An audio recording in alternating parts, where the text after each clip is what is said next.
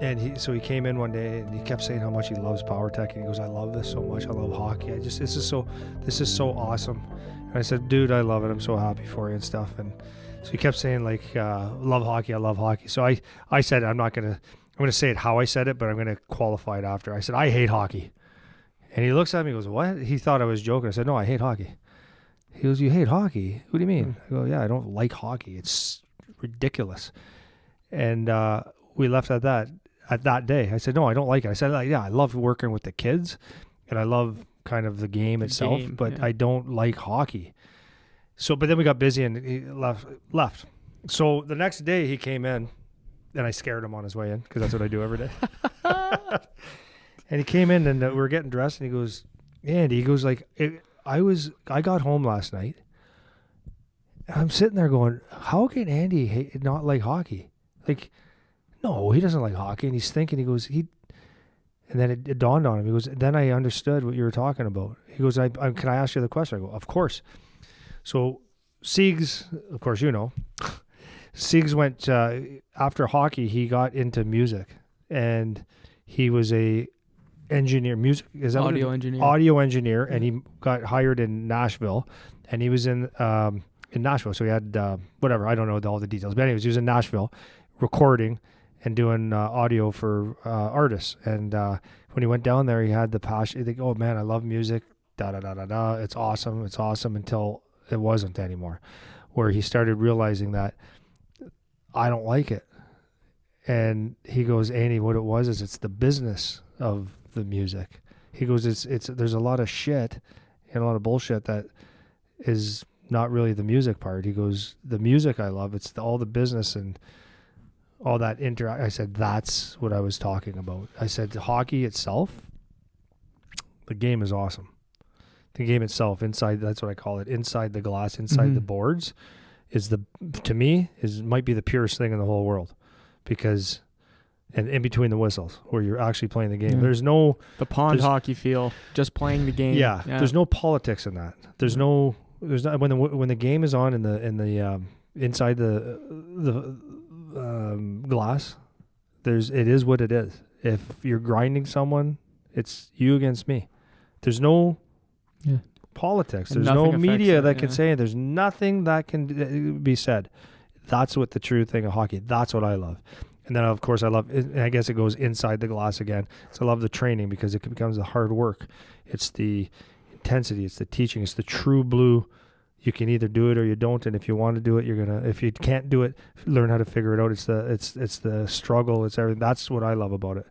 Outside of it, that's where I have a problem. And were you going to say something first before I go? No, keep going. It's good. Okay, so I was just thinking I got to put my glasses on for this one.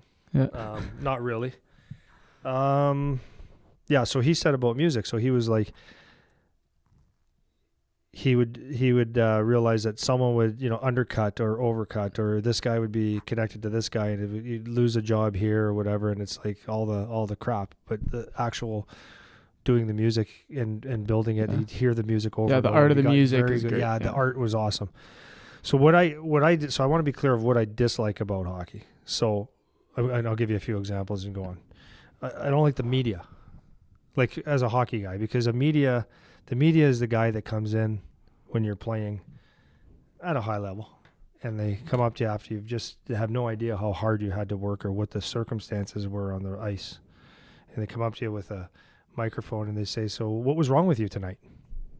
There's no context to that. It's like, and they drill that and they make a story out of it. And it's on all the outlets, and they just milk it. So if you're in Toronto, it's the Toronto Maple Leafs. You find everything that happens about the Toronto Maple Leafs.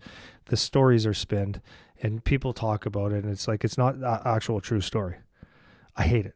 Yeah, and it's just they glamorize it or they make it worse than what it ever is. Yeah, and it affects the game. That's the thing, right? Yeah, it actually affects like what is contributing to, like who plays or how you're feeling about your game or like all of these things. Like there's a lot of damage that comes from that, Yeah. That doesn't need to be. There's a lot of damage, and then there's a lot of overhype too. So damage both ways, right? Where that's what I was gonna say. Next is hype. Yeah. It's the hype of the NHL draft, the OHL draft. Yeah. Who's gonna get drafted? Yeah. Who's this? Trade center. It's gonna be 6 weeks of this guy might be going here, might be going here. It means nothing. Yeah. and it's just entertainment. It's entertainment. It's just straight up entertainment. That's not hockey. That's entertainment. It's just entertainment. Right? Yeah. And this guy could go here, and people sit around and they make this like this is a real thing. Trade Center deadline, like it's an actual event that we all need to be aware of, and they have every scenario that could happen. And at the end of the day, none of it does, or one or two does. It doesn't matter. It's just a trade, and they don't. But the real deal of the Trade Center is that when you look at it from a hockey player's point of view, is you might have someone that in junior hockey has moved away and is just getting comfortable at a house. And now all of a sudden, they're trading you from the other end of the province. Yeah. Or you're in the NHL and you've got a kid and a wife and they're settled at home, and all of a sudden they're sent to another city. Like, it's not glamour. Yeah. And sometimes it's what a guy wants, but it's not glamour. It's like it's not fun, man. Yeah. Well, and the thing that bugs me about it, that was a good way of putting it. I didn't really think of it in those terms, but entertainment, like it is entertainment, and it's the same thing that you have with like Hollywood type media. It's the same thing, and everyone everyone checks into it, right? Like that is the most interesting part to a lot of people. Like people can't wait for Trade Center. Like people can't wait to watch the highlights, to hear the commentary from whoever talk about whatever, right? And that isn't the game. That's not hockey, right? And those are the parts that, because I'm most likely on the same page with you on all this stuff. The thing that I like about it is the game playing part, like watching the game and watching the moves and the guys making the plays and blocking the shots and winning the face-offs and guys moving to the right place at the right time and connecting. And because it's such an adrenaline sport and it's such a in the moment sport where you're not really thinking, it's just a beautiful thing to watch. And that is what is interesting. That's what you like to watch. Well, that's what I like about it. But a lot of people get caught up, just like they do in the Hollywood drama. They want to see who broke up with who. They want to see what fight can we stir up, which guy can talk enough shit to start a fight. We were talking about these guys, the Paul brothers before, like the Jake and I don't even know. Yeah, one's whatever. Fighting. Not Masvidal, wrestler guy. Forget his name. I don't even know. But anyways, these guys just like trying to cause shit because that's what people watch. Yeah. People watch it, right? And it's just embarrassing. I don't like it. And it's the same kind of thing that happens in hockey, right? You got these guys come up, so that turnover, what happened? It's like, you think this guy wants to talk about the turnover? Right. Is that what you want? You think that's what he wants to talk about right now?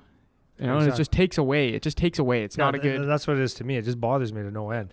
That's what I don't like about it. It's like, I've got a whole bunch of things here, like, the cutthroat.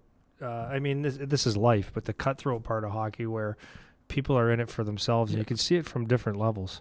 You can see, people hiring people because they know someone, and that's life. But it's like maybe not the most qualified people.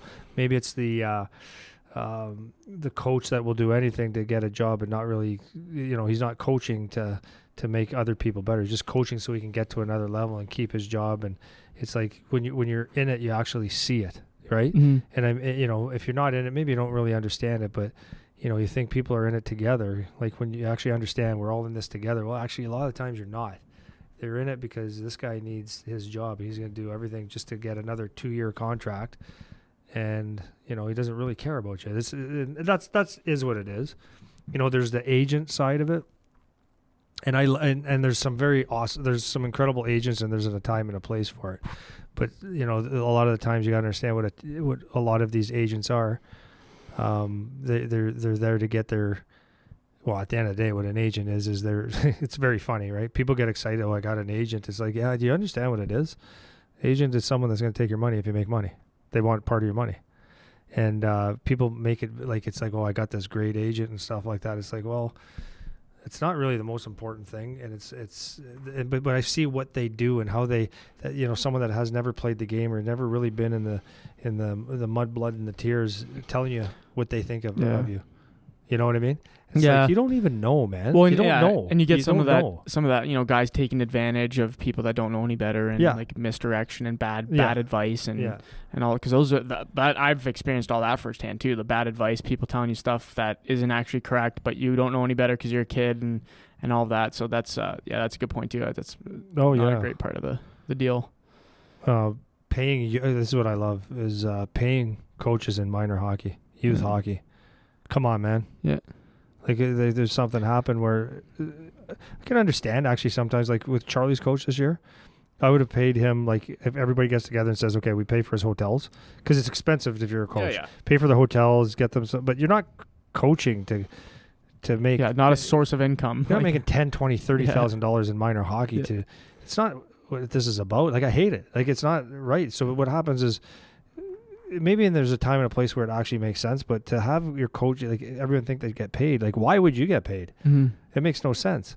And people do it because they're getting paid, not because they love coaching hockey and they're not learning. Mm-hmm. And it drives me absolutely bananas.